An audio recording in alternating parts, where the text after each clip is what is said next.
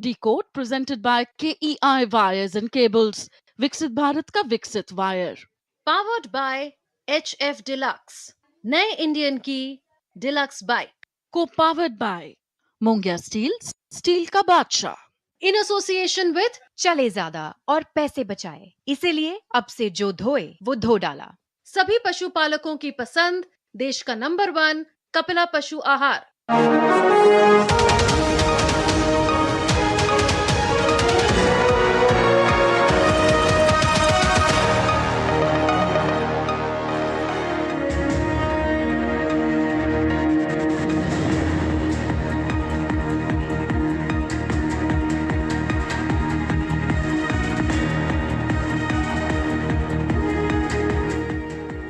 नमस्कार, मैं हूं सुधीर चौधरी और डिकोड में आपका स्वागत है। तो आइए आज की खबरों को डिकोड करते हैं। आज की सबसे बड़ी खबर यह है कि वोट चोरी के मामले में एक बहुत बड़ा यू टर्न आ गया है। आज बीजेपी ने यह आरोप लगाया है कि 1980 में सोनिया गांधी ने बिना भारत की नागरिकता लिए ही वोटर लिस्ट में अपना नाम जुड़वा लिया था। बीजेपी ने राहुल गांधी की संसदीय सीट रायबरेली और प्रियंका गांधी वाड्रा की सीट वायनाड में भी फर्जी वोटर्स का मुद्दा उठाया है। आज इस पर विपक्षी नेताओं के लिए एक और बुरी खबर तब आई जब बिहार में चल रहे SIR को सुप्रीम कोर्ट ने वोटर्स के हित में चल रही एक प्रक्रिया बताया। आज हम वोट चोरी के इस विवाद में गांधी परिवार की इस नई एंट्री को आपके लिए डिकोड करेंगे और यह भी दिखाएंगे कि कैसे वोटों की डकैती करने वाले नेता आज वोट चोरी का मुद्दा उठा रहे हैं। आवारा कुत्तों के मामले पर आज डॉग लवर्स के लिए एक बहुत बड़ी खुशखबरी आई है और वो ये है कि सुप्रीम कोर्ट के 3 जजों की एक बेंच कल इस मामले की फिर से सुनवाई करेगी। दिल्ली के लाखों आवारा कुत्तों को लेकर सबसे बड़ी चुनौती यह है कि इनके लिए ये जो हजारों शेल्टर्स चाहिए, ये शेल्टर्स कब बनेंगे, इसके लिए इतना पैसा कहां से आएगा, इन आवारा कुत्तों की देखभाल करने के लिए कर्मचारी कहां से आएंगे, उन कर्मचारियों की ट्रेनिंग कैसे होगी, कब होगी, और जब हमारे पास वो इंफ्रास्ट्रक्चर है ही नहीं तो हम इन लाखों स्ट्रे डॉग्स को कौन से शेल्टर्स में रखने जा रहे हैं, क्या करेंगे हम, और कहीं ऐसा तो नहीं कि इन आवारा कुत्तों को कहीं डंप कर दिया जाएगा। हो सकता है इनमें से बहुत सारे जो स्ट्रे डॉग्स हैं वो घायल हो जाएं, हो सकता है बहुत सारे स्ट्रे डॉग्स की जान चली जाए। इसलिए आज देश भर में लोग 2 हिस्सों में बंट गए हैं और आज दोनों की बात हम आप तक पहुंचाएंगे और सारे सवालों को आपके लिए हम डिकोड करेंगे। आपको आज हम ये भी बताने वाले हैं कि दुनिया के जो बड़े बड़े देश हैं वो इस समस्या का समाधान कैसे निकालते हैं। और आखिर में भारत की तीनों सेनाओं की 3 महिला अधिकारी कौन बनेगा करोड़पति कार्यक्रम में हिस्सा ले रही हैं और सोशल मीडिया पर इसकी आलोचना हमारे ही अपने कुछ देश के लोग कर रहे हैं। इन महिला अधिकारियों में कर्नल सोफिया कुरैशी और विंग कमांडर व्योमिका सिंह भी शामिल हैं, जो ऑपरेशन सिंदूर के दौरान पूरी दुनिया को पाकिस्तान पर हो रहे हमलों की जानकारी दे रही थी। हैरानी की बात यह है कि जिन महिला अधिकारियों पर पूरे देश को गर्व होना चाहिए, उन्हें सपोर्ट करने के लिए, उन्हें सपोर्ट करने के बदले हमारे ही देश के कुछ लोगों को इससे बड़ी परेशानी हो रही है। आज हम आपको ये बताने वाले हैं कि देश हित के लिए नैरेटिव वॉर कितना जरूरी है और हमारे देश के ही कुछ विपक्षी नेताओं और लोगों की वजह से कैसे भारत इस नैरेटिव वॉर में पाकिस्तान से पीछे रह जाता है। लेकिन सबसे पहले आज की सबसे बड़ी खबर, और वो है वोट चोरी पर। खबर यह है कि सोनिया गांधी ने भारत का नागरिक बनने से पहले ही अपना नाम भारत की वोटर लिस्ट में जुड़वा लिया था। बीजेपी ने आज यह आरोप लगाया है कि सोनिया गांधी ने वर्ष 1983 में अपनी नागरिकता ली भारत की, लेकिन वोटर लिस्ट में उनका नाम इससे 3 साल पहले 1980 में ही जोड़ दिया गया था। बीजेपी के IT डिपार्टमेंट के प्रभारी अमित मालवीय ने आज सोशल मीडिया पर एक पोस्ट लिखा और इस पोस्ट में एक डॉक्यूमेंट उन्होंने शेयर किया है। इस सोशल मीडिया पोस्ट में दावा किया गया है कि जब सोनिया गांधी का नाम मतदाता सूची में शामिल किया गया था, उस समय वो भारत की नागरिक थी ही नहीं, उस समय वो इटली की नागरिक थी और इटली की नागरिक रहते हुए वो भारत में वोटर बन गई।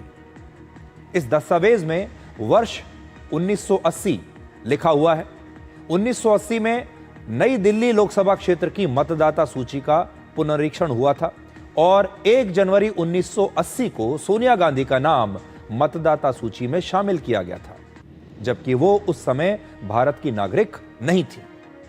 इसी सूची में इंदिरा गांधी, राजीव गांधी, संजय गांधी और मेनका गांधी के नाम भी लिखे हुए हैं, लेकिन ये सभी लोग भारत के नागरिक थे। सोनिया गांधी का नाम पोलिंग स्टेशन नंबर 145 में क्रम संख्या 388 पर जोड़ा गया।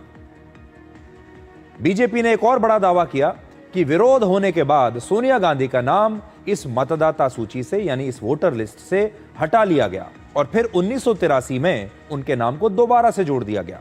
यानी सोनिया गांधी का नाम वोटर लिस्ट में एक बार नहीं बल्कि 2 बार जोड़ा गया और दोनों ही बार जब यह नाम उनका आया वोटर लिस्ट में तब वो भारत की नागरिक नहीं थी और ये अवैध है। हालांकि इन दावों की हम पुष्टि नहीं कर सकते। ये जो कागजात उन्होंने लिखा दिया है वो कागजात मेरे पास भी है, मैं इस कागज की पुष्टि तो नहीं कर सकता, लेकिन फिर भी हम आपको ये दिखाते हैं कि बीजेपी ने आज क्या आरोप लगाए हैं और वो कौन सा दस्तावेज है जो उन्होंने आज शेयर किया है। ये वो दस्तावेज है जो मैं भी अपने साथ लेकर आया हूं। अब इसमें गौर करने वाली बात यह है कि 14 जनवरी 1980 तक भारत के प्रधानमंत्री थे चौधरी चरण सिंह और उनकी सरकार कांग्रेस के समर्थन से चल रही थी। इसके बाद 14 जनवरी 1980 से इंदिरा गांधी भारत की प्रधानमंत्री बन गई और अक्टूबर 1984 तक इंदिरा गांधी ही भारत की प्रधानमंत्री रहीं। इंदिरा गांधी मतलब सोनिया गांधी की सास, इंदिरा गांधी मतलब सोनिया गांधी के पति राजीव गांधी की मां। और जब सास प्रधानमंत्री हो, उनकी सरकार केंद्र में चल रही हो, ऐसे में सोनिया गांधी का नाम वोटर लिस्ट में जोड़ा गया। और तब या तो केंद्र में अगर हम सिर्फ जनवरी 1980 की बात करें तो चरण सिंह की सरकार थी और उसके बाद से कांग्रेस की सरकार आ गई। चरण सिंह की सरकार भी कांग्रेस के समर्थन से ही चल रही थी, इसलिए ये आज बहुत बड़ा खुलासा किया गया है। और इसमें मेरे हाथ में जो कागज़ है ये देखिए, मैं आपको जो दिखा रहा हूं, इसमें अगर आप देखेंगे तो पूरे परिवार का नाम यहां पर लिखा हुआ है। देखिए, इसमें इंदिरा गांधी का नाम है, राजीव गांधी का नाम है, संजय गांधी का नाम है जो राजीव गांधी के भाई थे, और मेनका गांधी का नाम है, और साथ ही सोनिया गांधी का नाम भी इसमें लिखा हुआ है। तो वोट चोरी पर यही आज की सबसे बड़ी खबर है कि सोनिया गांधी ने भारत का नागरिक बनने से पहले ही अपना नाम भारत की वोटर लिस्ट में जुड़वा लिया था। बीजेपी ने यह आरोप लगाया है कि सोनिया गांधी ने 1983 में यह नागरिकता ली, लेकिन वोटर लिस्ट में उनका नाम 3 साल पहले जुड़ चुका था।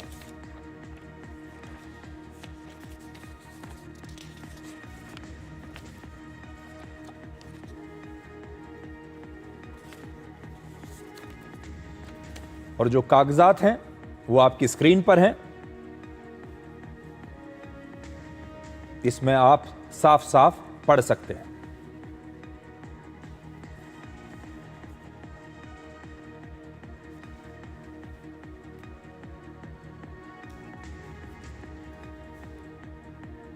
तो ये तो सोनिया गांधी की बात है।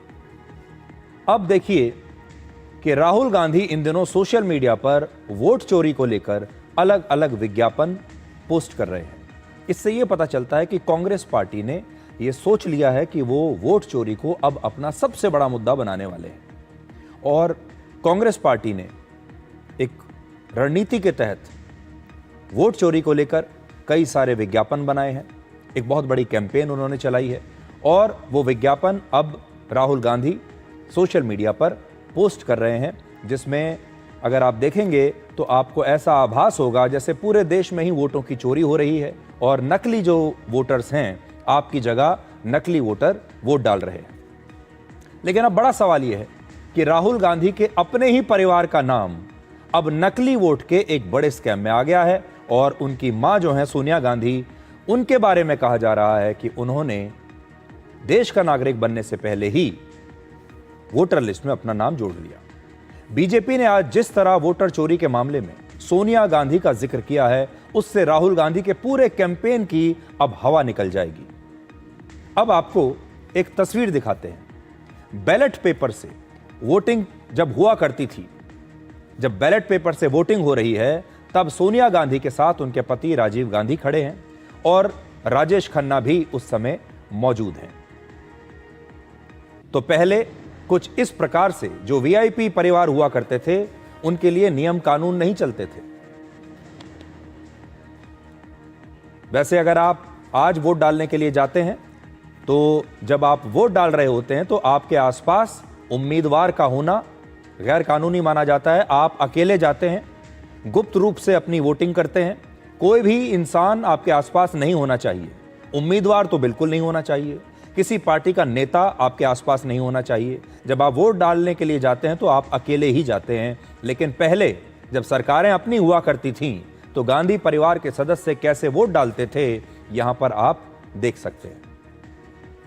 आज मैं आपसे पूछता हूं कि अगर आप आज अपने परिवार के किसी सदस्य को वोट डालने के लिए बैलेट पेपर के पास या ईवीएम के पास ले जाना चाहें, तो आपको इसकी इजाजत नहीं मिलेगी। लेकिन गांधी परिवार ऐसे ही वोट डालता था।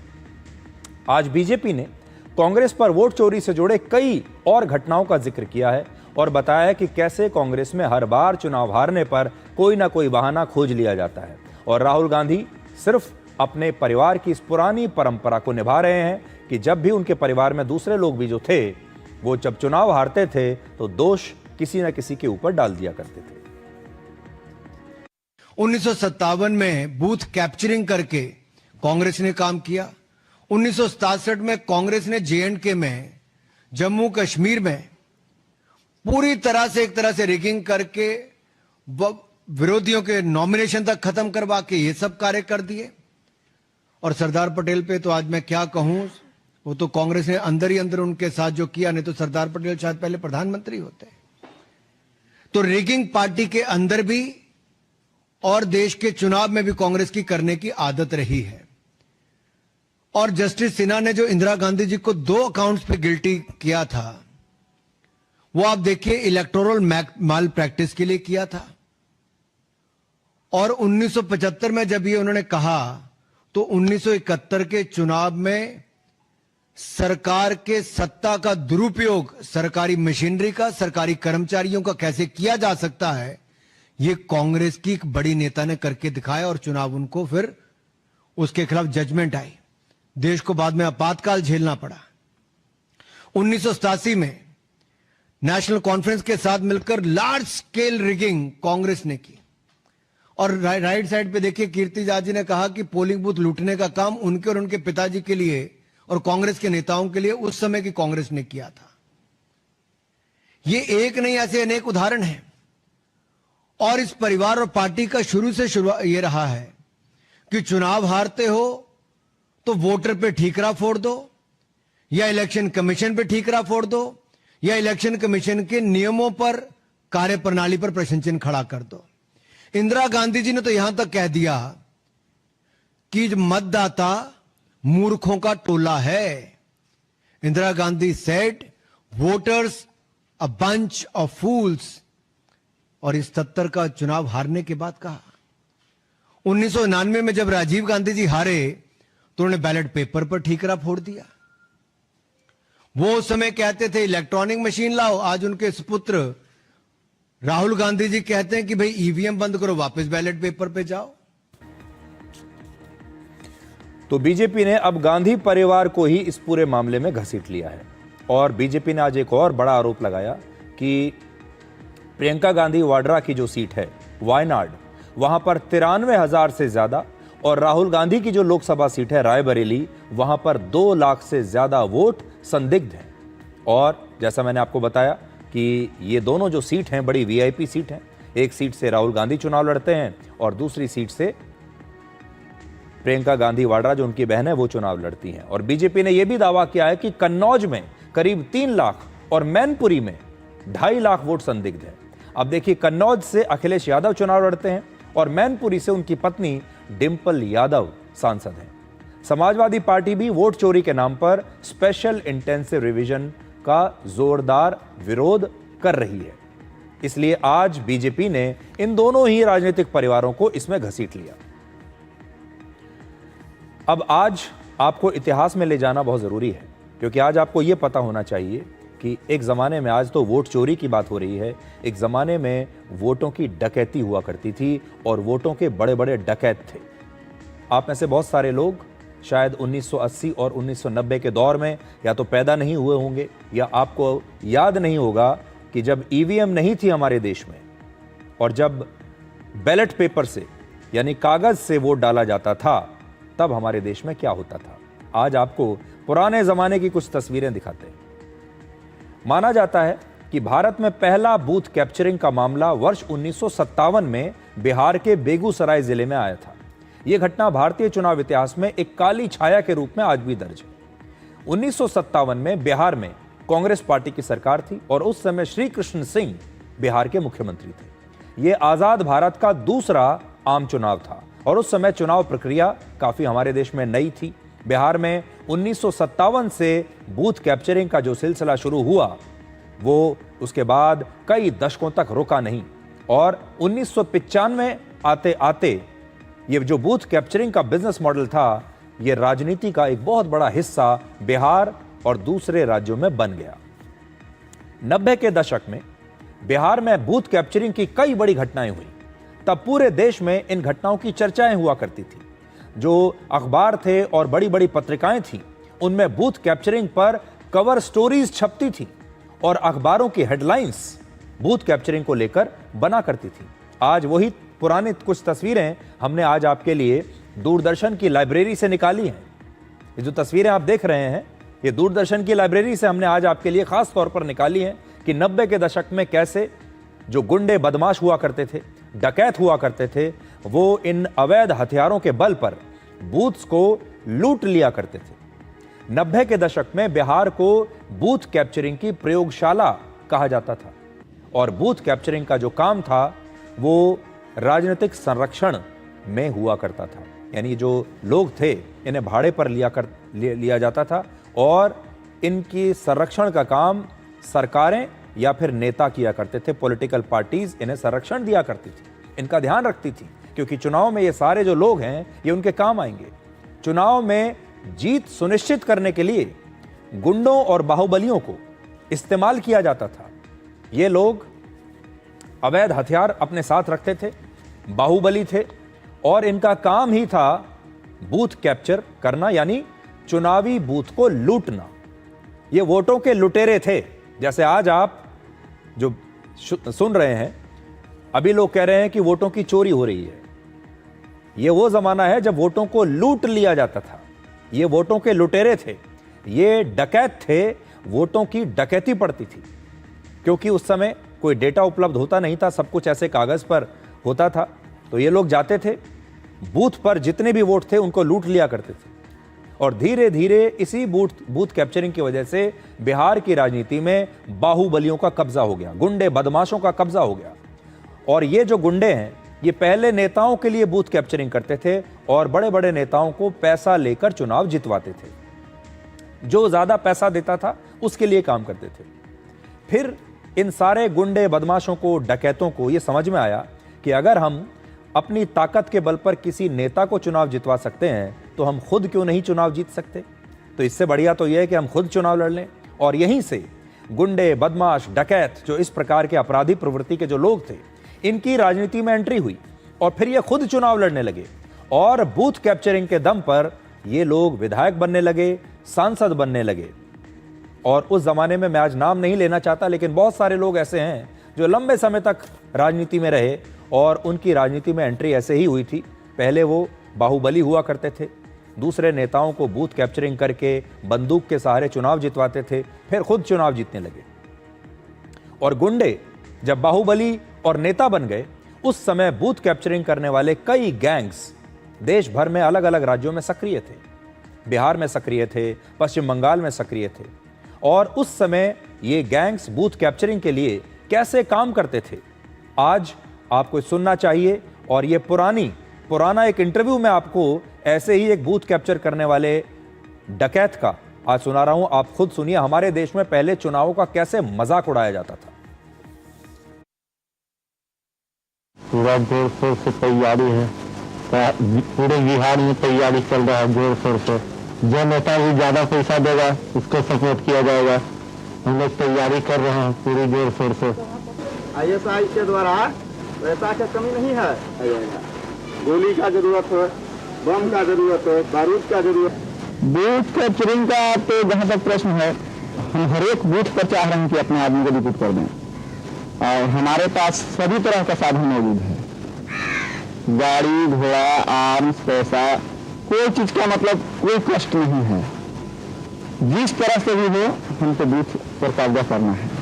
पैसा कहाँ से आ रहा है? और जैसे कि हम लोगों का तो पैसा ही यही है, प्रशासन तो करता ही है ऐसा। उससे हम लोग को तो हर साल ऐसा व्यवस्था अपना करता है, लेकिन वो तो सिर्फ किताबी होता है यहाँ पे, और हम लोग का होता है जवानी होता है। हम लोग निकलते हैं फील्ड में, हम लोग निकलते हैं बूथों पर, तो उससे हम लोग को कोई दिक्कत नहीं प्रशासन से। ये बातें आज बहुत पुरानी हो चुकी हैं। हमारे देश में वैसे भी लोगों की याददाश्त बड़ी कमज़ोर रहती है, तो लोग अब उस ज़माने को भूल चुके हैं जब चुनाव का मजाक बनाकर इन लोगों ने रख दिया था। लोकतंत्र के नाम पर लूट होती थी वोटों की, ज़बरदस्ती वोटों को लूट लिया जाता था, और लूटने वाले लोग आपकी स्क्रीन पर हैं। तब किसी ने शोर नहीं मचाया, तब कोई सड़कों पर नहीं उतरा, और वही लोग जो इन वोटों की डकैती डाल डालकर वर्षों तक सरकारों में रहे, वर्षों तक उन्होंने दशकों तक अपनी सरकारें चलाई। ये तस्वीरें आप देख रहे हैं, उसमें आप देखिए एक बदमाश बैलेट बॉक्स लेकर ही भाग गया।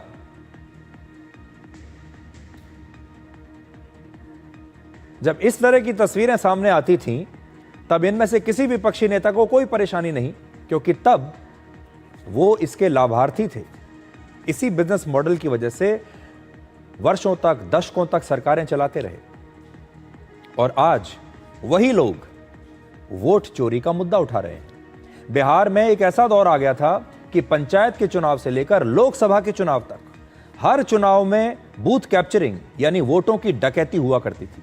मतदान केंद्र से वोटों को लूट लिया जाता था, मतदान केंद्र पर बम फेंके जाते थे, वहां पर गोलियां चलती थी। तब लोगों ने मतदान केंद्र पर जाना ही छोड़ दिया। एक समय ऐसा आ गया कि लोग वोट डालने जाते ही नहीं थे, और जो लोग वहां नहीं जाते थे डर के मारे, उनका वोट कोई और डाल देता था। उसके बाद इलेक्ट्रॉनिक वोटिंग मशीन्स की शुरुआत हुई हमारे देश में, ताकि यह सब कुछ रुक सके। 1998 में पहली बार मध्य प्रदेश, राजस्थान और दिल्ली की 16 विधानसभा सीटों पर इलेक्ट्रॉनिक वोटिंग मशीन का इस्तेमाल हुआ। बिल्कुल नई चीज थी, और इसे इसलिए लाया गया ताकि ये वोटों की डकैती रुक सके, क्योंकि ये इलेक्ट्रॉनिक वोटिंग मशीन्स थी। इसमें वही लोग वोट डाल सकते हैं जो कि असली वोटर हैं, इन्हें लूटा नहीं जा सकता। और फिर 1999 के लोकसभा के चुनाव में 46 सीटों पर एक प्रयोग के तौर पर ईवीएम का इस्तेमाल किया गया। एक नया प्रयोग था जो उस समय लोगों को बड़ा पसंद आ रहा था, क्योंकि इससे वोटों की लूट रुक गई। और फिर वर्ष 2004 में लोकसभा चुनाव की सभी सीटों पर पहली बार भारत में इलेक्ट्रॉनिक वोटिंग मशीन से वोटिंग हुई। और आप जानते हैं, जब पहली बार ईवीएम का इस्तेमाल हुआ पूरे देश में लोकसभा के चुनाव में, तो कौन सी पार्टी की सरकार बनी थी? कांग्रेस पार्टी की सरकार बनी थी, यूपीए की सरकार बनी थी। आप याद कर लीजिए, 2004 में पहली बार ईवीएम आती है, कांग्रेस और उसके सहयोगी दल सरकार बनाते हैं। फिर 2009 में दोबारा चुनाव होता है, वो भी ईवीएम से होता है, देश का दूसरा चुनाव जो ईवीएम से हुआ है। फिर से कांग्रेस और गठबंधन की सरकार बनती है, यूपीए की सरकार दोबारा बनती है। 2004 में किसी को कोई समस्या नहीं हुई, 2009 में भी कोई समस्या नहीं हुई। अब 2014 के चुनाव में कांग्रेस चुनाव हार जाती है, सिर्फ 44 सीटें आती हैं, और उस दिन से लेकर आज तक कांग्रेस दोबारा सत्ता में नहीं आई। और तब से लेकर आज तक, 2014 से लेकर अब 2025 हो गया, कांग्रेस का एक ही मुद्दा है कि चुनावों में धांधली हो रही है, इलेक्ट्रॉनिक वोटिंग मशीन्स ठीक नहीं है, इनकी सेटिंग कर ली गई है और चुनाव ठीक से नहीं हो रहे, हमारे वोटों की चोरी हो रही है। इसके बाद देश में हालात बदले और आज बूथ कैप्चरिंग एक इतिहास बन चुका है। आपको तो ये तस्वीरें आज याद भी नहीं होंगी जो मैं आज आपको दिखा रहा हूं। वोटों की डकैती करने वाले नेता आज वोट चोरी का मुद्दा उठा रहे हैं। और आज ही हमारे देश के विपक्षी नेताओं के लिए एक और बुरी खबर आई है सुप्रीम कोर्ट से। आज इस मामले पर सुप्रीम कोर्ट में सुनवाई चल रही थी और सुप्रीम कोर्ट ने बिहार में SIR की प्रक्रिया पर सुनवाई करते हुए आज कहा कि ये जो SIR वहां पर चल रहा है ये वोटर्स के हित में है, इससे वोटर्स का फायदा होगा। अब आपको हम बताते हैं कि इस पर कांग्रेस का पक्ष क्या है। ये आंकड़े जो आज अनुराग ठाकुर ने जारी किए, ये इलेक्ट्रॉनिक वोटर लिस्ट के जरिए ही उन्हें मिले हैं, तो ये अपराध का सबूत है, एविडेंस ऑफ क्राइम। अब हम अगले 24 घंटे में अनुराग ठाकुर से ये मांग करते हैं कि ये एविडेंस ऑफ क्राइम को हमारे हाथ में दे और फिर हम सवाल और पूछेंगे, क्योंकि वही बात उन्होंने भी उठाई जो हम उठा रहे हैं, लेकिन हमें 6 महीने लगे, इन्हें 2 दिन में मिल गए। तो एविडेंस ऑफ क्राइम जो इनके पास है ये इनके अपने पास रख नहीं सकते, इन्हें ये हमें देना चाहिए ताकि हम आगे जो भी कार्रवाई हमें करनी है वो करें। और मैं फिर दोहराता हूं, वाराणसी के भी आंकड़े जो बहुत कम मार्जिन से प्रधानमंत्री जीते हैं, वो भी आंकड़े हम सबको दें ताकि आगे और भी इस पे कार्रवाई हो सके। आज हम फिर से ये कहना चाहते हैं कि चुनाव आयोग को जो भी आरोप लग रहे हैं उसकी जांच जरूर करनी चाहिए, जांच तो होनी ही चाहिए। लेकिन राहुल गांधी अगर इतने पक्के हैं अपनी जानकारी को लेकर, अपने सबूतों को लेकर, तो उन्हें बाकायदा शपथ पत्र के साथ ये सारे सबूत चुनाव आयोग को सौंप देने चाहिए। क्या परेशानी है इसमें?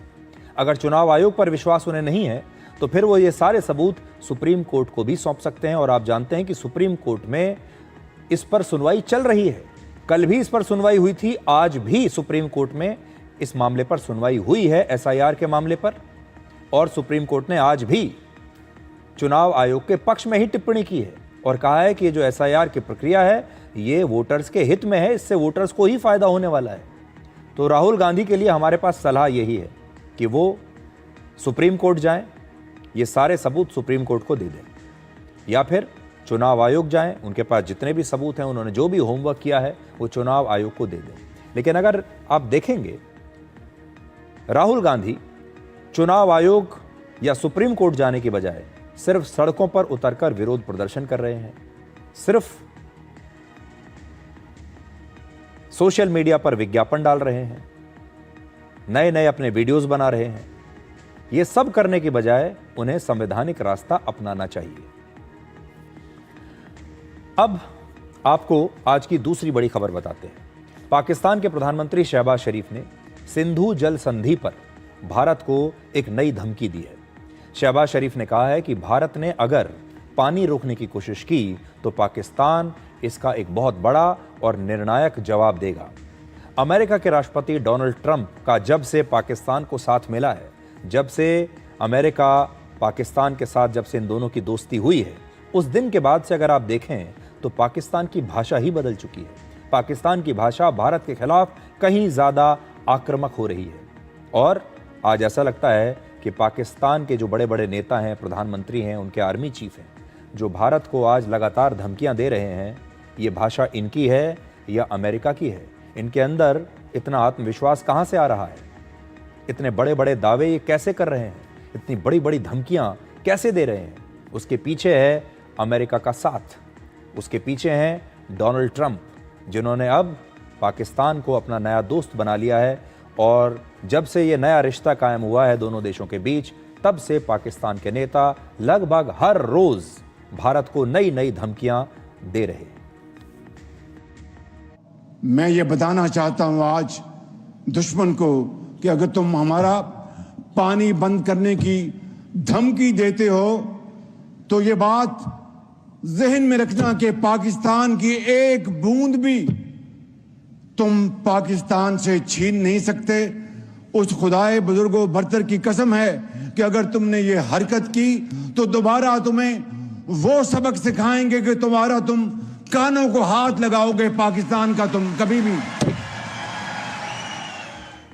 तो आप भाषा देखिए पाकिस्तान के प्रधानमंत्री की, और देखिए कि ये जो नई नई आक्रामकता उनकी दिखाई दे रही है, इसके पीछे कौन हो सकता है? इसके पीछे अमेरिका है। अब पाकिस्तान समझ गया कि अमेरिका हमारे साथ है और अगर भारत के साथ दोबारा कोई युद्ध जैसी स्थिति हुई तो इस बार 1971 की ही तरह अमेरिका फिर से पाकिस्तान का साथ देगा। और इसीलिए हम लगातार आपको ये बताते आ रहे हैं कि दुनिया में जो शक्ति संतुलन है अब फिर से बदल रहा है।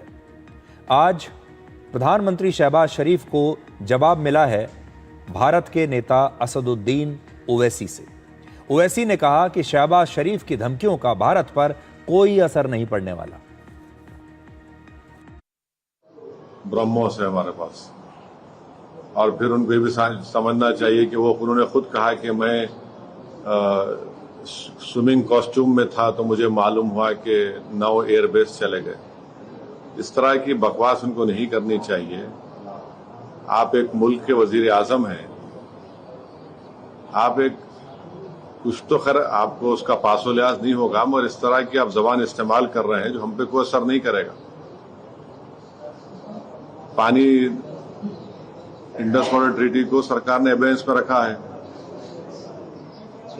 अब एबेंस में रखा है तो बजाय उसके कि आप थोड़ा तब्दीली दिखाते, आप धमकी दे रहे हैं, तो धमकी का असर कुछ नहीं होगा भारत के ऊपर। अब बहुत हो गया। तो असदुद्दीन ओवैसी विपक्ष के नेता हैं, लेकिन आज भारत के साथ खड़े हैं, भारत की सरकार और भारत की सेना के साथ खड़े हैं और पाकिस्तान के प्रधानमंत्री की इन बातों का, इन धमकियों का जवाब दे रहे हैं। असल में भारत के सारे नेताओं को अब एकता दिखानी होगी। हमारे विपक्ष के जितने नेता हैं उन्हें एकजुट होकर भारत के साथ खड़े होना होगा, जो कि अभी वो हो नहीं रहे हैं। भारत और पाकिस्तान में फ़र्क ये है कि भारत में आज भी ऑपरेशन सिंदूर को लेकर बहुत ज़्यादा डिवीज़न है, सबकी अपनी अलग अलग राय है और हमारे देश में उसे लेकर बहुत राजनीति हो रही है। लेकिन पाकिस्तान एक स्वर में, एक आवाज़ में, वहाँ के चाहे कोई भी नेता हो, वो दुनिया के सामने अपनी एकता दिखा रहे हैं। ये एक बहुत बड़ा फ़र्क है। इसलिए भारत में हर धर्म और हर वर्ग के लोगों को अब एक साथ आना होगा और ये जो भारत की कहानी है इसे दुनिया के सामने पेश करना होगा। पाकिस्तान के पूर्व विदेश मंत्री बिलावल भुट्टो जरदारी आजकल इस बात पर बड़े खुश हो रहे हैं कि अमेरिका ने भारत पर 50% का टैरिफ लगा दिया है। उन्हें लगता है कि अब डोनाल्ड ट्रंप भारत से नाराज़ हैं और पाकिस्तान के नेताओं को लग रहा है कि अमेरिका अब भारत के साथ नहीं बल्कि पाकिस्तान के साथ आकर खड़ा हो गया है। और इसीलिए हर रैली में, अपने हर भाषण में अब वो इस बात को, इस मुद्दे को उठा रहे हैं कि देखिए डोनाल्ड ट्रंप ने भारत का साथ कैसे छोड़ दिया। हम ट्रंप हुकूमत का शुक्रगुजार हैं कि इन्होंने अपनी तारीख में सबसे ज्यादा टैरिफ्स और सैंक्शंस भारत के खिलाफ लगाए हैं। अपना ट्रेड वॉर के कॉन्टेक्स्ट में यूरोपियन यूनियन भी कह रहे हैं कि वो भारत को सैंक्शंस भारत पे लगाएंगे और उनकी अवाम के मुआशी अंदाज पे उनके मुश्किलात का सामना कर रहे हैं। लेकिन ये इस बुज़दिलाना हमला से, इस बुज़दिलाना मौक़िफ़ से भारत पीछे नहीं हट रहा, जिसकी वजह से मैं हैदराबाद के अवाम का साथ मांगता हूँ। पूरा मुल्क को इस मौक़िफ़ पे एक होना चाहिए। वैसे जैसे आपने कहा है कि सिंध के अवाम हमेशा सफ़े अव्वल का किरदार अदा करते हैं जब हमारा सिंधु का सवाल आता है, दरिया का सवाल आता है और पानी का सवाल आता है, और वैसे ही हमें सब एक होके मोदी का इस हमले के खिलाफ बोलना चाहिए, एक होके एहतजाज करना चाहिए। मैं जानता हूँ कि ये एक ऐसा मौक़िफ़ है, ये एक ऐसा पोजीशन है जो अमली तौर पे भारत को पीछे हटना पड़ेगा, और मैं उम्मीद रखता हूँ कि पूरा पाकिस्तान मुत्तहिद होके इनका मुकाबला देंगे। असल में पाकिस्तान के लिए भारत का मतलब है प्रधानमंत्री मोदी, और उनका हर नेता पाकिस्तान की आवाम से कहता है कि आप लोग एक होकर पूरी एकता के साथ प्रधानमंत्री मोदी के खिलाफ इस जंग में शामिल होइए। और पाकिस्तान के लोग एक होकर लगातार अपनी जीत का जश्न मना भी रहे हैं। ये भारत के लोगों के लिए एक चुनौती है, एक संदेश है। ये भारत के नेताओं के लिए भी एक संदेश है कि देखिए, पाकिस्तान के सारे नेता चाहे पक्ष के हों विपक्ष के हों, आज सब पाकिस्तान की एक ही कहानी कह रहे हैं। लेकिन हमारे देश में कितना बंटवारा है। पाकिस्तान के रक्षा मंत्री ख्वाजा आसिफ ने भी ये कहा है कि अगर अब भारत के साथ युद्ध हुआ तो पाकिस्तान भारत को पूरी तरह से कुचल देगा। जरा कॉन्फिडेंस देखिए इन लोगों का। पाकिस्तान की तरफ से युद्ध की धमकी वाले इन बयानों के साथ ही एक और नया बदलाव आया है, और वो ये कि कश्मीर में अब आतंकवादियों की घुसपैठ और एनकाउंटर्स की घटनाएं अचानक से बढ़ गई हैं। पिछले 13 दिनों में भारतीय सेना और आतंकवादियों के बीच 3 मुठभेड़ हो चुकी हैं, जिनमें से एक कश्मीर के उरी सेक्टर में आज भी हुई है। और इसी बीच इस्लामाबाद में पाकिस्तान और अमेरिका के बीच 12 अगस्त को आतंकवाद से लड़ने पर एक बातचीत हुई, एक मीटिंग हुई है। देखिए, इससे बड़ा मजाक क्या होगा कि अमेरिका आतंकवाद से लड़ने के लिए पाकिस्तान के साथ मीटिंग कर रहा है। कितना बड़ा मजाक है। और इस मीटिंग में बलूचिस्तान की आज़ादी के लिए लड़ने वाले वहाँ के जो क्रांतिकारी हैं और वहाँ की जो संस्था है बलूचिस्तान लिबरेशन आर्मी, इसे भी एक बहुत बड़ा खतरा बताया गया है। पाकिस्तान को जब भी अमेरिका का साथ मिलता है तब वो उस मदद का इस्तेमाल खुद की सैन्य ताकत को बढ़ाने के लिए करता है और फिर जम्मू और कश्मीर में आतंकवाद फैलाने के लिए करता है। थोड़ा पीछे मैं आपको लेकर जाता हूं। 80 के दशक में अफगानिस्तान में सोवियत संघ का मुकाबला करने के लिए अमेरिका ने पाकिस्तान की मदद ली थी और तब पाकिस्तान की मदद से अमेरिका ने ही हजारों मुजाहिदीनों को ट्रेनिंग दी थी और आधुनिक हथियार दिए थे ताकि ये रशिया से लड़ सके। इस युद्ध के खत्म होने के बाद पाकिस्तान ने अमेरिका की मदद का इस्तेमाल, पाकिस्तान के पैसे का अमेरिका से जो पैसा मिल रहा था उसका इस्तेमाल, अमेरिका से जो हथियार मिले थे उसका पूरा इस्तेमाल उन्होंने अफगानिस्तान से मोड़कर भारत की तरफ कर दिया और जम्मू कश्मीर में आतंकवाद बढ़ाने के लिए अमेरिका के पैसे से और उनके हथियारों से उन्होंने आतंकवादी भेजे। याद कीजिए, 1989 में जम्मू और कश्मीर में एक भी आतंकवादी का एनकाउंटर नहीं हुआ था, क्योंकि तब शायद आतंकवादी थे ही नहीं। तब तक पाकिस्तान अफगानिस्तान में ही मुजाहिदीन भेज रहा था, अपने आतंकवादी अफगानिस्तान में भेज रहा था।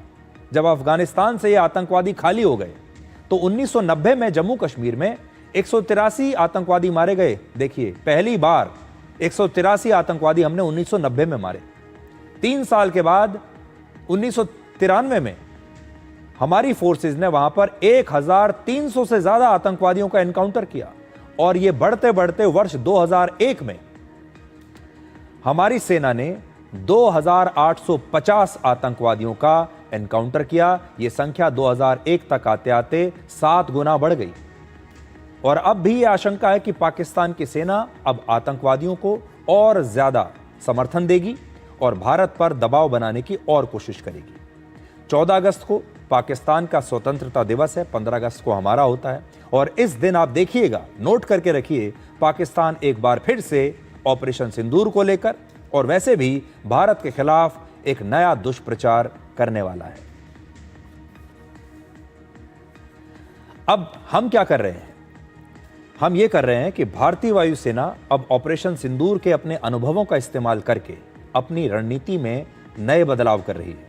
अब भारतीय वायुसेना एक बड़ा कदम उठाते हुए 200 किलोमीटर से ज्यादा दूरी तक हमला करने वाली मिसाइलों को तेजी से अपने बेड़े में शामिल कर रही है। वायुसेना ने ऑपरेशन सिंदूर में ब्रह्मोस सहित कई और मिसाइलों का इस्तेमाल किया था, जिनकी रेंज 200 किलोमीटर से ज्यादा है। इसका मतलब है कि भारतीय वायुसेना अब बियॉन्ड विजुअल रेंज की लड़ाई में अपना दबदबा बनाना चाहती है। बियॉन्ड विजुअल रेंज की लड़ाई का मतलब होता है 30 किलोमीटर से ज्यादा दूरी पर मौजूद दुश्मनों को मार गिराना। वायुसेना की इस रणनीति के 2 मतलब हैं। पहला, अब भारतीय वायुसेना के विमानों को दुश्मन के करीब जाने की जरूरत नहीं, वो दूर से ही अपने लक्ष्य पर हमला कर सकते हैं और ऑपरेशन सिंदूर में भी उन्होंने यही किया। दूसरा, लंबी दूरी से किए गए हमले में जोखिम और खतरा कम होता है। भारतीय वायुसेना के विमानों को दुश्मन के एयर डिफेंस सिस्टम के करीब जाने की जरूरत ही नहीं होगी, इसलिए उन पर खतरा भी कम होगा। भारतीय वायुसेना S-400 एयर डिफेंस सिस्टम की अब 2 और स्क्वाड्रन्स रशिया से लेना चाहती है और S-400 की एक स्क्वाड्रन में रेडार और मिसाइलों के साथ कंट्रोल रूम सहित कई और सैन्य उपकरण होते हैं। S-400 ने ऑपरेशन सिंदूर में 300 किलोमीटर से ज्यादा दूरी से पाकिस्तान के एक सैन्य विमान को नष्ट करके पूरी दुनिया के सैन्य इतिहास में एक नया रिकॉर्ड बनाया है। इतनी दूर से उन्होंने ये किलिंग की है, 300 किलोमीटर दूर से। फिलहाल पाकिस्तान ये मान रहा है कि राष्ट्रपति ट्रंप अब भारत को छोड़कर उनके साथ आकर खड़े हो गए हैं और वो पाकिस्तान का साथ देंगे और ट्रंप की नज़र पाकिस्तान पर भी है और चीन पर भी है। इस समय डोनाल्ड ट्रंप पाकिस्तान और चीन दोनों पर काम कर रहे हैं। ट्रंप ने चीन पर टैरिफ को अब 90 दिनों के लिए और टाल दिया है, यानी चीन को उन्होंने एक नई राहत दे दी है। इसका मतलब है कि ट्रंप की कूटनीति टकराव के बदले डील पर इस समय निर्भर है और वो चीन से टकराव के बदले सौदेबाजी करना चाहते हैं। और यह भी संभव है कि 15 अगस्त को पुतिन और ट्रंप की बातचीत का अगर कोई अच्छा नतीजा निकल आया, दोनों के बीच अगर समझौता हो गया, तो भारत पर लगे अमेरिका के 50% टैरिफ में भी काफी कमी आ सकती है। इसलिए 15 अगस्त को ट्रंप और पुतिन की जो मीटिंग होने वाली है वो भारत के लिए भी बहुत अहम है। और अगर कोई समझौता दोनों के बीच में हो गया तो उसके बाद भारत पर भी ये टैरिफ कम हो जाएगा। लेकिन एक बड़ी बात यह है कि अमेरिका अब पाकिस्तान का नया दोस्त बन गया है। इस पर चीन की प्रतिक्रिया क्या होगी? क्या चीन को यह बात पसंद आएगी? और इसीलिए हम बात में ये कह रहे हैं कि ये रीअलाइनमेंट ऑफ फोर्सेस है, जिसका मतलब ये है कि अमेरिका पाकिस्तान के साथ जाकर खड़ा हो गया। हो सकता है कि चीन अब भारत के करीब आ जाए। अब आपको अपने देश की बात बताते हैं। हमारे देश में आजकल आवारा कुत्तों को लेकर जो सुप्रीम कोर्ट का फैसला आया था, उस पर बहुत चर्चा हो रही है। घर घर में चर्चा हो रही है, व्हाट्सएप ग्रुप्स पर चर्चा हो रही है। इसलिए आज मैं देश भर के डॉग लवर्स के लिए एक बहुत बड़ी खुशखबरी लेकर आया हूं। स्ट्रे डॉग्स के मुद्दे पर, आवारा कुत्तों के मुद्दे पर सुप्रीम कोर्ट की एक नई बेंच अब नए सिरे से सुनवाई करेगी। चीफ जस्टिस ऑफ इंडिया यानी मुख्य न्यायाधीश BR गवई ने अब आवारा कुत्तों से जुड़े मामले की सुनवाई को 3 जजों की एक नई बेंच को सौंप दिया है। जस्टिस विक्रमनाथ, जस्टिस संदीप मेहता और जस्टिस NV अंजारिया की बेंच कल पहली बार इस मामले की फिर से सुनवाई करेगी। और ये जितने भी डॉग लवर्स हैं हमारे देश में जो लगातार इसका विरोध कर रहे थे, उनके लिए एक बड़ी खुशखबरी है। स्ट्रे डॉग्स के पक्ष में डॉग लवर्स, एनिमल लवर्स सोमवार से लगातार विरोध प्रदर्शन कर रहे हैं, अभियान चला रहे हैं। और स्ट्रे डॉग्स के पक्ष में आज भी विरोध प्रदर्शन हुए हैं। और आज मैंने आपको बताया था कि फिल्म इंडस्ट्री के जो बड़े बड़े कलाकार हैं, बड़े बड़े एक्टर्स हैं, वो आवारा कुत्तों के पक्ष में अपनी बात रख रहे हैं। और आज मशहूर अभिनेत्री शर्मिला टैगोर ने भी स्ट्रे डॉग्स के पक्ष में एक अपना वीडियो बनाकर अपनी राय रखी है। Today we are facing a crisis of conscience. The recent Supreme Court decision is like a door closing on the voiceless and defenseless of our society. I wish the safety and sanctity of life was at the heart of the judgment. I wish a more nuanced and calibrated approach had been taken towards the systemic flaws which are at the root of the so-called dog menace. In silencing those who cannot protect themselves, we risk losing something essential within ourselves. This need of expedience over sympathy has caused tremendous harm. I urge the government to take action against such a drastic step, and I hope and pray the Supreme Court will try and find a fine balance embedded in justice. Thank you. तो शर्मिला जी ने जैसा कहा, एक संतुलित समाधान की इसमें आवश्यकता है। और सभी लोग ये चाहते हैं कि इन आवारा कुत्तों को राहत मिले, इन्हें रहने के लिए जगह मिले, एक नया ठिकाना मिले। लेकिन इनकी सुरक्षा सबसे महत्वपूर्ण चीज़ है। इनकी सुरक्षा का क्या होगा? तो सबसे बड़ी समस्या यह है कि दिल्ली और NCR में जो लाखों आवारा कुत्ते हैं, उनको रखने के लिए कम से कम हजारों शेल्टर्स चाहिए होंगे। क्या ये शेल्टर हमारे पास हैं? ये शेल्टर कब बनेंगे? इन शेल्टर्स को बनाने के लिए जो हजारों करोड़ रुपए का खर्चा आएगा, ये पैसा कहां से आएगा? इन आवारा कुत्तों की देखभाल करने के लिए जो कर्मचारी रखे जाएंगे, वो कर्मचारी कहां हैं? उनकी नियुक्ति कैसे होगी? उनकी ट्रेनिंग कब होगी? उनकी तनख्वाहें कहां से आएंगी? इस पर जो हजारों करोड़ का खर्चा होगा इन आवारा कुत्तों को खाना खिलाने के लिए, इनकी देखरेख के लिए, इनके शेल्टर्स बनाने के लिए, वो कहां से आएंगे और वो कब होगा? क्योंकि ये जो अभियान है, सुप्रीम कोर्ट ने जो कहा, उन्होंने तो सिर्फ 8 हफ्ते का समय दिया है। 8 हफ्ते में कोई नया शेल्टर तैयार नहीं हो सकता, कोई नया सिस्टम नहीं बन सकता। अभी तक ये नहीं पता कि सरकार का कौन सा विभाग इसकी जिम्मेदारी लेगा। सरकार में कौन सा ऐसा विभाग है जिसकी ये पहली जिम्मेदारी बनेंगे। और चिंता ये है कि बिना किसी सही इंफ्रास्ट्रक्चर के स्ट्रे डॉग्स को शायद घटिया शेल्टर्स में डाल दिया जाएगा या फिर इन्हें कहीं ले जाकर डंप कर दिया जाएगा।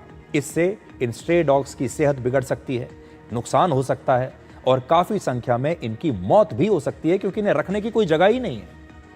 कहां रखेंगे इनको? और ये एक बहुत बड़ा सरोकार है। हम आज ये नहीं कह रहे कि इनके लिए नया ठिकाना नहीं बनना चाहिए, इनके लिए नया घर नहीं बनना चाहिए, शेल्टर नहीं बनना चाहिए, लेकिन इन्हें भी सम्मान से जीने का अधिकार है, इन्हें भी सुरक्षित रहने का अधिकार है। ये आज अपनी बात नहीं कह सकते, ये आज सुप्रीम कोर्ट में अपना वकील ले जाकर खड़ा नहीं कर सकते, ये आपको नहीं बता सकते कि ये कितने परेशान हैं और कितने चिंतित हैं। ये उग्र भी जब होते हैं तो कब होते हैं? जब किसी आवारा कुत्ते से उसका घर छीन लिया जाता है, उसका ठिकाना छीन लिया जाता है, उसका जो इलाका है उस पर खतरा बनने लगता है, जब उसे कई कई दिनों तक खाना नहीं मिलता, जब हर आने जाने वाला व्यक्ति उसके साथ हिंसा करता है, उसे मारता है, उसे वहां से भगाता है, तब जाकर इनका जो व्यवहार है ये उग्र हो जाता है और उसके बाद ये लोगों को काटना शुरू करते हैं। आज हम आपको ये भी बताना चाहते हैं, आप भी सोचते होंगे कि जब आप लंदन, टोक्यो या दुनिया के बड़े बड़े देशों के इस राजधानियों में जाते हैं, शहरों में जाते हैं, तो वहां पर आपको इस तरह के स्ट्रे डॉग्स सड़कों पर देखने को नहीं मिलेंगे। तो वो देश क्या कर रहे हैं? उदाहरण देखिए, जर्मनी में पालतू कुत्तों का रजिस्ट्रेशन होता है, उनमें माइक्रोचिप लगाई जाती है और उनका इंश्योरेंस भी किया जाता है। और जर्मनी में स्ट्रे डॉग्स के लिए बनाए गए डॉग शेल्टर्स पर वहां की सरकार अच्छा खासा पैसा खर्च करती है। वहां के लोग डॉग शेल्टर से ही कुत्तों को अडॉप्ट करते हैं। ब्रिटेन में आवारा छोड़ दिए गए जानवरों को पकड़कर उनकी पहचान पहले की जाती है। मालिक न मिलने पर 8 दिन के अंदर शेल्टर होम्स में उन्हें भेज दिया जाता है। और ब्रिटेन में पालतू जानवरों को छोड़ना सड़क पर अपराध है। इसके लिए 3 साल जेल और लगभग 53 लाख रुपए से ज्यादा का जुर्माना हो सकता है। स्विट्जरलैंड में पालतू जानवरों को सड़क पर छोड़ देना गैर कानूनी है और ऐसा करने पर वहां भी 3 साल तक की जेल है। कुत्तों को पालने से पहले हर जगह इन सारे देशों में उनका रजिस्ट्रेशन कराना अनिवार्य होता है, जो कि हमारे देश में भी हो रहा है। लेकिन आज मैं आपको यह कहना चाहता हूं कि सिर्फ कुत्तों की ही बात क्यों करनी? हमारे देश में जो बाकी जानवर हैं, जो स्ट्रे एनिमल्स हैं, वो भी आज बहुत परेशान हैं। अगर आप उत्तर प्रदेश के किसानों से पूछेंगे तो आप देखिएगा वहां पर भी बहुत सारे जानवर ऐसे हैं जो जाकर उनकी फसलों को नष्ट कर देते हैं। और वो सारे जानवर ऐसे हैं जिनके पास कोई घर नहीं है। असल में जब आप जानवरों से उनका घर छीन लेते हैं, प्रकृति ने उनके लिए जो घर बनाए हैं, उनके लिए जो जंगल बनाए हैं, जब उनके प्राकृतिक घर को इंसान छीन लेता है, जब उन जंगलों में इंसान अपने बड़े बड़े मकान बना लेता है, बड़े बड़े दफ्तर बना लेता है, तो इन जानवरों के लिए कोई जगह नहीं बचती और ये जानवर जंगलों को छोड़कर शहरों में आ जाते हैं। शहरों में इन्हें सड़कों पर रहना पड़ता है, जबकि प्रकृति ने इन्हें सड़कों पर रहने के लिए बनाया ही नहीं है, लेकिन इंसान ने इनके घरों को छीन लिया है। अब ये जानवर क्या करें? आप देखिए, जब उत्तराखंड और हिमाचल प्रदेश में आजकल बादल फटने की इतनी घटनाएं हो रही हैं, ये प्रकृति इंसान से कुछ कहना चाहती है। जब इंसान बड़े बड़े पहाड़ों को काटने लगता है, जंगलों को काटने लगता है, इन नदियों से उनका घर छीन लेता है, तो फिर वो नदी कैसे वापस अपने घर को क्लेम करती है, यह भी आपने उत्तराखंड में देखा। जानवरों का व्यवहार भी ऐसा ही होता है। इसलिए यह हमारी जिम्मेदारी है कि जानवरों के लिए प्रकृति ने जो जगह छोड़ी है इस धरती पर, वो जगह, वो घर इंसान को उससे छीनना नहीं चाहिए। छोटा सा ब्रेक ले रहे हैं और ब्रेक के बाद आपको बताएंगे कि ऑपरेशन सिंदूर की हमारी नायिकाओं के मशहूर टीवी शो केबीसी में जाने पर हमारे ही देश के कुछ लोग विवाद क्यों खड़ा कर रहे हैं।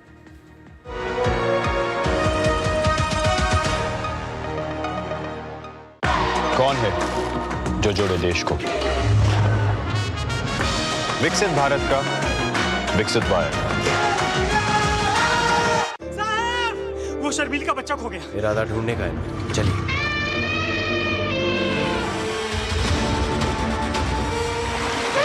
वो उधर। इरादे बड़े हों तो नामुमकिन कुछ भी नहीं। नई है डीलक्स प्रो, नई इंडियन की डीलक्स बाइक। 4-5 दिनों से तेज बुखार है। सिर, शरीर के जोड़ों और आंखों के पीछे दर्द भी हो रहा है। शरीर पर लाल चट्टे भी हैं। ये डेंगू के लक्षण है। डेंगू? डरिए मत, डेंगू एक साधारण वायरल बुखार है।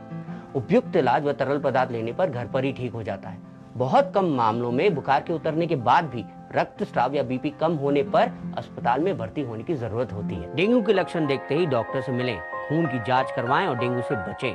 गोल्डी मसाले के 100 ग्राम के स्पेशल पैक्स में फ्रेशनेस लॉक है। ऐसे गोल्डी मसाले जहां जाएं रिश्ते बनाएं। कौन है जो जोड़े देश को? विकसित भारत का विकसित वायर।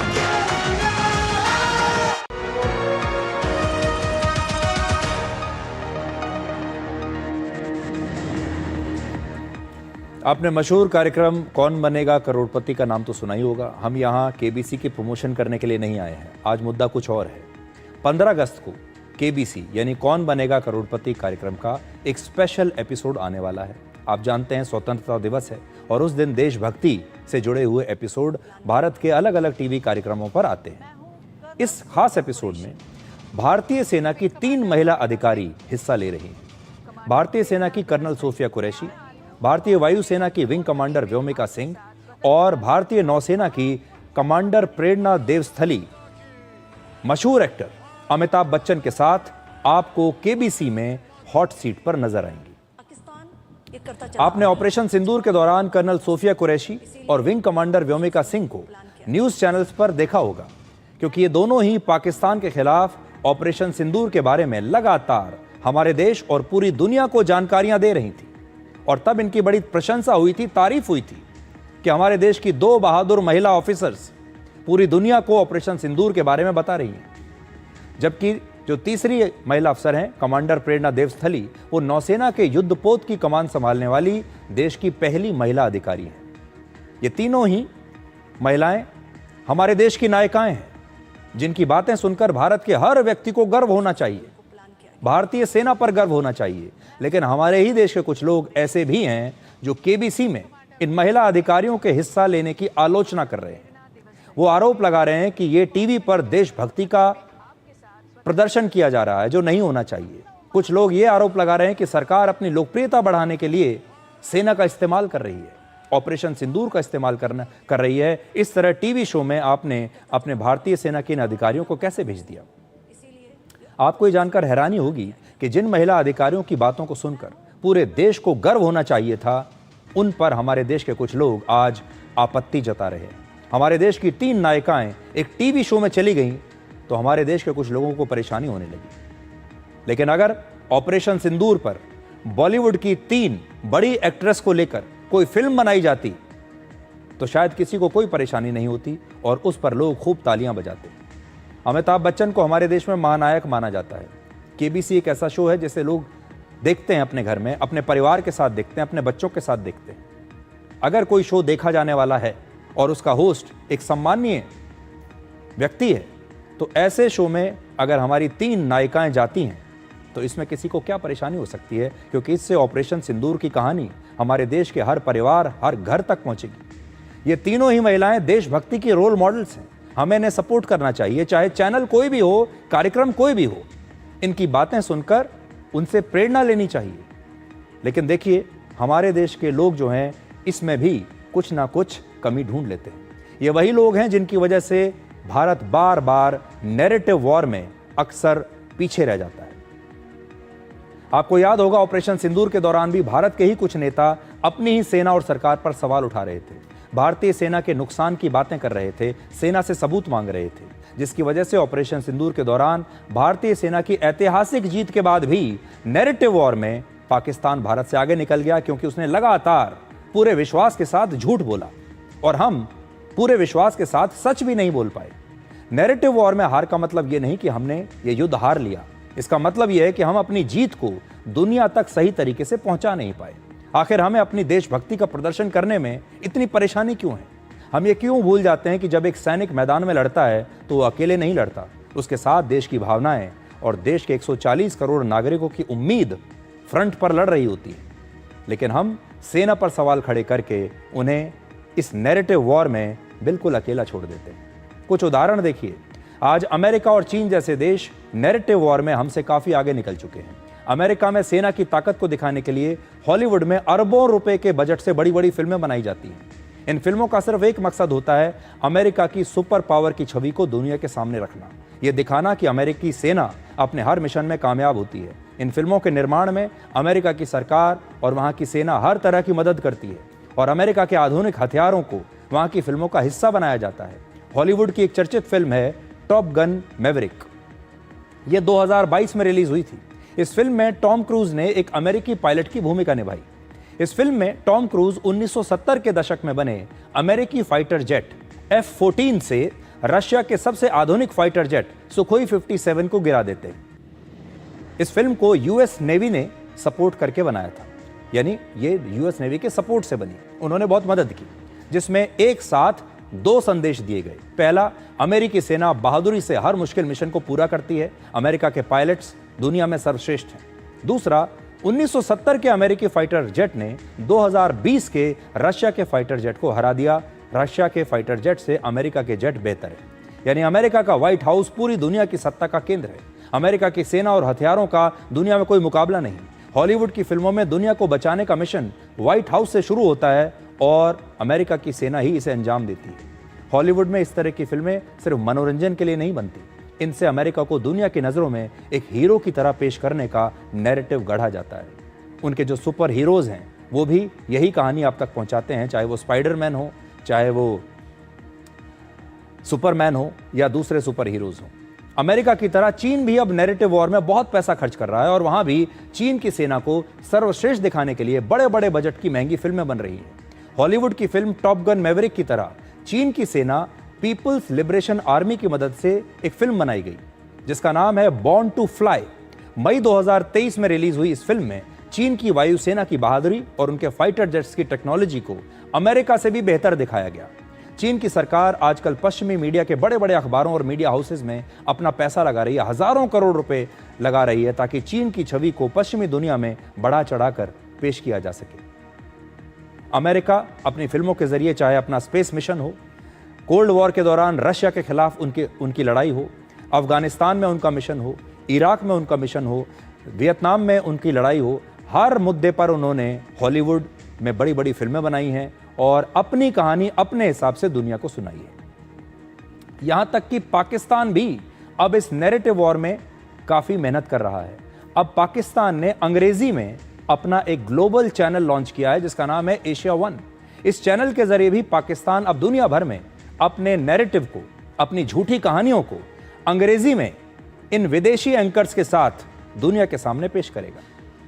और इस चैनल के लिए पाकिस्तान ने इन विदेशी पत्रकारों को और इन विदेशी एंकर्स को रखा है। अब ये पाकिस्तान की झूठी कहानियों को अंग्रेजी में दुनिया को सुनाएंगे और दुनिया को ये लगेगा कि देखिए ये अलग अलग देशों के बड़े बड़े पत्रकार हैं, एंकर्स हैं, और जब ये झूठ बोलेंगे तो दुनिया को लगेगा कि शायद सच ही कह रहे हैं। लेकिन हमारे देश में देखिए, भारत में आज भी कुछ लोग ऐसे हैं जो भारत की कहानी को दुनिया तक पहुंचने से रोकना चाहते हैं। इसलिए इस नैरेटिव वॉर के बारे में आज आप सोचिएगा जरूर, वरना भारत बाकी के देशों से पीछे रह जाएगा। एक और ब्रेक के बाद आपको दिखाएंगे डी कोड जिंदगी, जिसमें आपको एक विचार हम दिखाएंगे और उस विचार का इस्तेमाल करके आप अपनी जिंदगी को भी डी कोड कर सकते हैं। खबरों को तो हम आपके लिए डी कोड करते ही हैं, लेकिन हम चाहते हैं कि आप अपनी जिंदगी को भी हर रोज डी कोड करते रहिए।